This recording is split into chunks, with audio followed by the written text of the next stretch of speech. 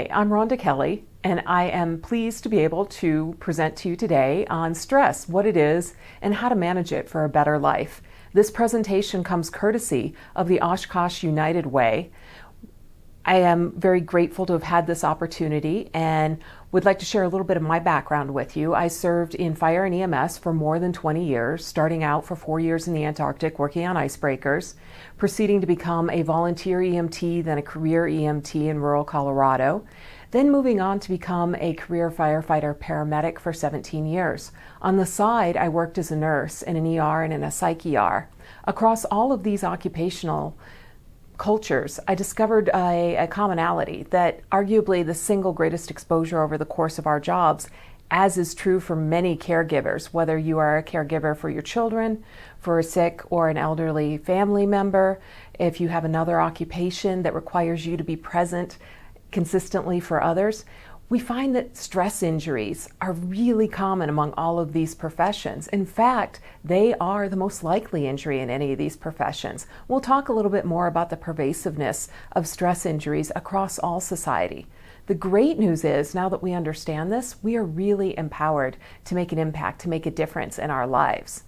Going back to my history, this initial discovery on my behalf led to the formation of a group called ResponderStrong that was formed to create improved mental health supports for emergency responders and their family members. In 2020, ResponderStrong rolled into the All Clear Foundation, where I currently serve as the executive director. We work to provide improved wellness supports for frontline medical workers, emergency responders, and their families across the country. So, on to this presentation, stress. We all talk about it, but do we really understand what it is and how it's defined? A stress reaction is the body's response to a threat, a perceived threat, or a challenge.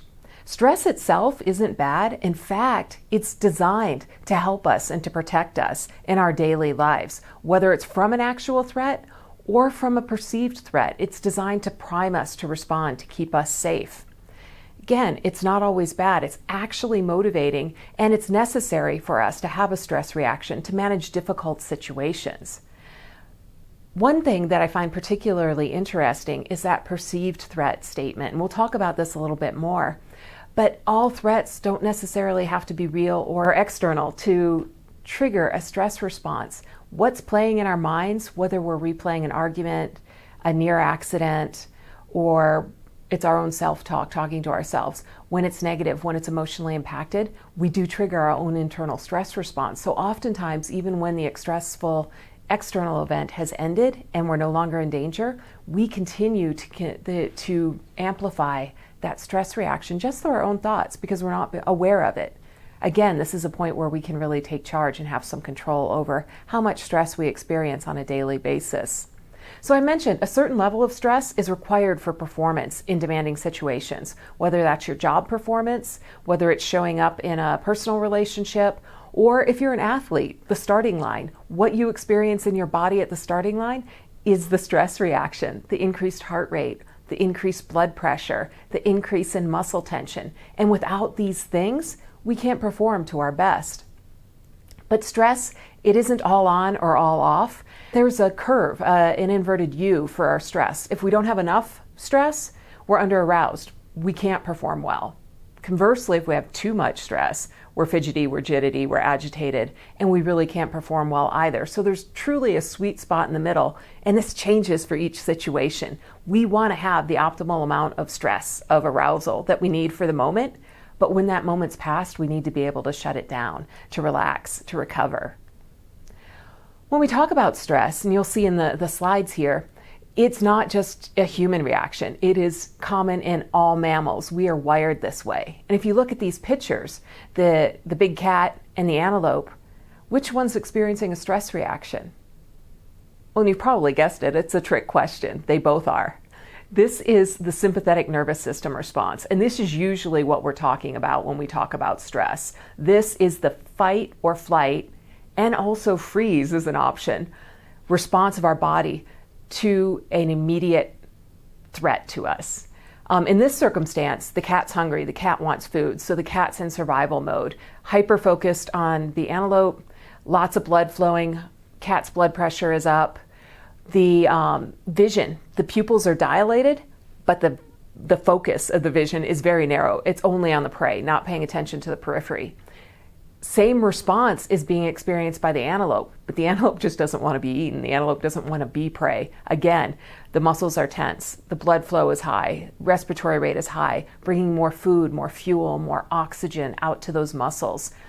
It also has a very narrow focus of vision and brain bandwidth. It is doing everything it can to get away from the cat because nothing else matters in this moment. So both of them are having their systems flooded by two primary hormones, adrenaline and cortisol. One of the interesting things is that all mammals, we have a tremendous capacity to produce cortisol. We can sustain it for a long, long period of time.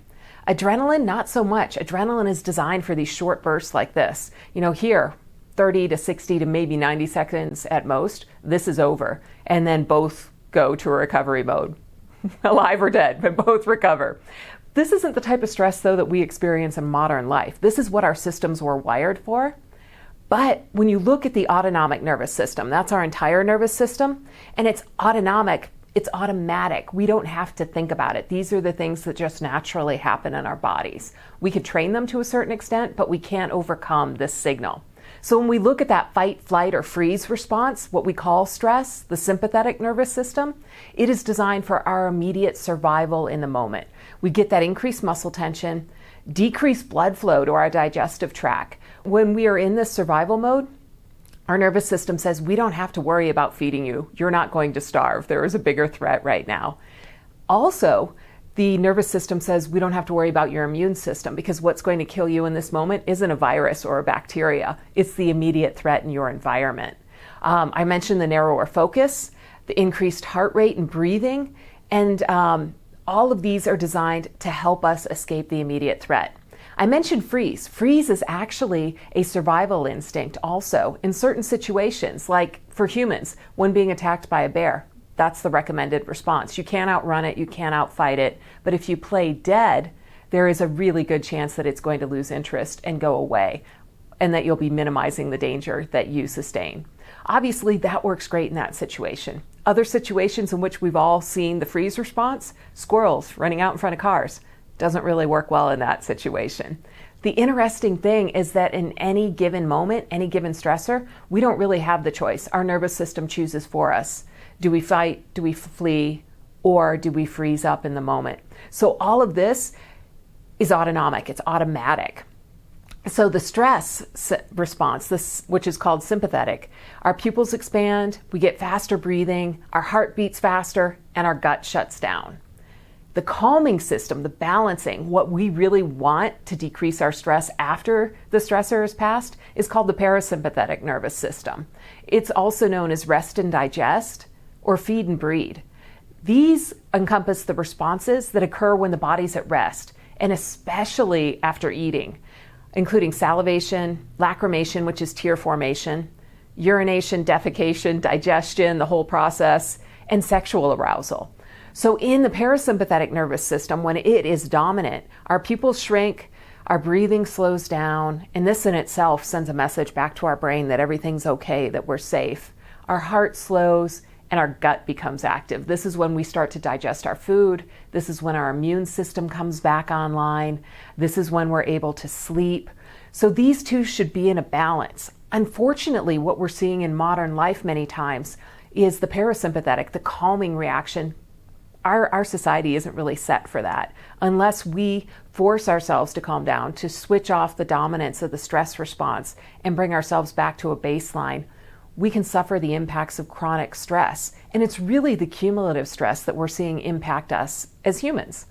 So when we talk about stress-associated conditions, you may be surprised to learn that research estimates 60 to 80% of the visits to our primary healthcare providers are for stress-related conditions. So when we look out there and we see all of this advice on how to live a better life, take better care of ourselves, eat this, move that, practice this, supplement, eat whole foods. There's tons of advice and we all know what it is, but it's really challenging to implement it, especially when we're in a stressed state, right? So this whole presentation is designed to tell you if you want to improve your overall wellness and your quality of life, the single best thing you can do is learn to regulate your stress response better. And this is why. It's not just in our heads, it is also in our bodies. And when we have this chronic stimulation, we pay the long-term price for it. So I mentioned 60 to 80% of the visits to our doctors are for stress-related conditions, yet less than 3% of these patients get stress management training or tips. Oftentimes, we get a prescription, we get chastised, we get some advice that we don't know how to implement, or we get our lab results. But it'd be far more effective if we understood the link between all of these diseases and our stress. So when I talk about stress-associated conditions, some of the big ones are high blood pressure, heart disease, diabetes, obesity. I'm sure we all know somebody or have had the experience ourselves. It doesn't matter how well we eat. It doesn't matter how much we try to exercise. Sometimes that spare tire around the abdomen is just there and we can't get rid of it. That's stress related. And we'll talk about cortisol in a minute. Substance misuse. Many times when we're overwhelmed and we're trying to downregulate our nervous system, if we don't have better means to do so, we go to the numbing things, whether it's a beer, pain meds, sleep meds, anything like that, just in the moment to try to downregulate our systems. But ultimately, those don't work. Anxiety and depression are oftentimes stress-related. The chronic depletion of the hormone production, because again, when we're in chronic stress mode, that fight or flight, our body shuts down the production of neurotransmitters. We don't need that in the moment. We need strong muscles, big heartbeat, and ready to go and fight off the danger. So when we talk about chronic stress and disease, let's look at what the sympathetic response does. Muscle tension. Our muscles get tight when we're stressed because we need more power. But when we don't turn off that stress reaction, we get chronic muscle tension. And we all have the areas where we store our stress. Muscles in the neck, in the shoulders are big, low back. This is something, as a responder, I know law enforcement officers frequently suffer from chronic low back pain. And it's believed to be due to a combination of the chronic elevation of their nervous system, the sympathetic response, lots of cortisol, lots of muscle tension, then the duty belt, and sitting in a car. Trifecta, just a real bad situation. Oftentimes we see too in people who are suffering with post-traumatic stress disorder, so the far end of the stress injury continuum, they get what's called muscle armoring. Their muscles are tight, they're tense, they're designed with this response to protect them. But when the hazard's gone and the muscles stay tense, it can create other issues. Tense muscles oftentimes lead to joint issues, to muscle tears, and to other injuries. When we look at the other impacts of sympathetic nervous system, constricted blood vessels. When we are in that flight or flight mode, we get decreased circulation to our extremities, we get increased circulation to our muscles, but this constriction of our blood vessels can help contribute to elevated blood pressure. Cortisol, I mentioned cortisol and adrenaline are two of the big hormones. There's lots of others with the stress response, but cortisol does some funky things in our bodies. One of the big things is it likes to convert the excess sugar to fat. And then it's easiest for it to store the fat in our abdomen. So that's why when we're stressed out and we reach for the convenience foods, the sugary things, and we've got high levels of cortisol, we can start to put that weight on in the midsection. And it's not really because we're eating too many calories. It has to do with our insulin response and the blood sugar response in the body.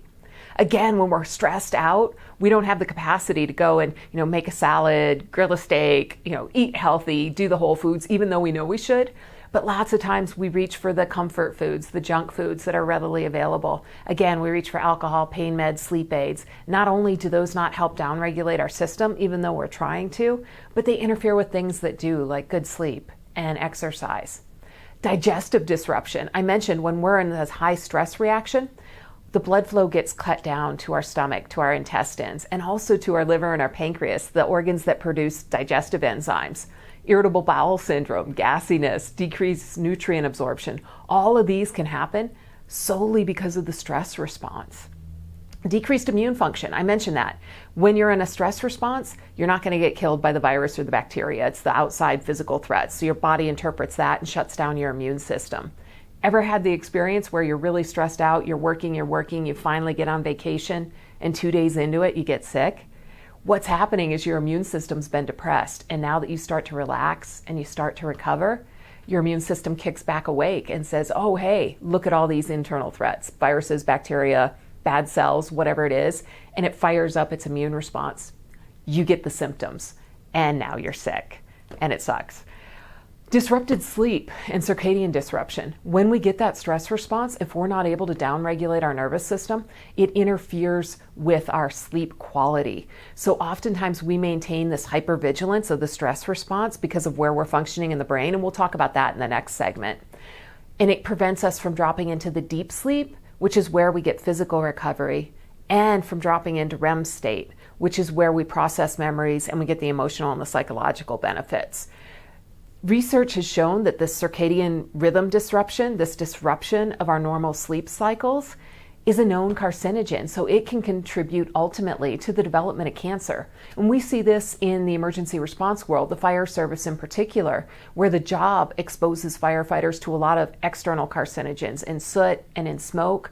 A healthily functioning immune system can really work to take those cancer cells out. But when we're in a chronic state of sleep disruption, it can increase the likelihood of cancer developing. Last thing, hormone disruption. Chronic sympathetic nervous system stimulation shuts down the hormones because, again, we don't need to be producing serotonin. We don't need to be producing any of the fertility hormones because we are in immediate fight or flight survival. How many of you have known somebody who tried desperately to have a child, maybe over several years, decided it's just not going to work, adopt a child, and then 6 months or 8 months later get pregnant?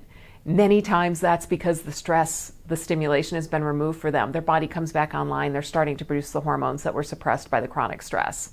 Depression is another thing. I'd mentioned serotonin. Serotonin's necessary to keep us balanced mentally and emotionally. Yet when we're in chronic stress, the secretion and the creation of serotonin gets inhibited. So diseases like depression and anxiety can also be associated with chronic stress. And I know all of this sounds like it's hopeless, and it's not, but it's not. It's something that when we understand it, we can do something to take action, effective action, to improve our health.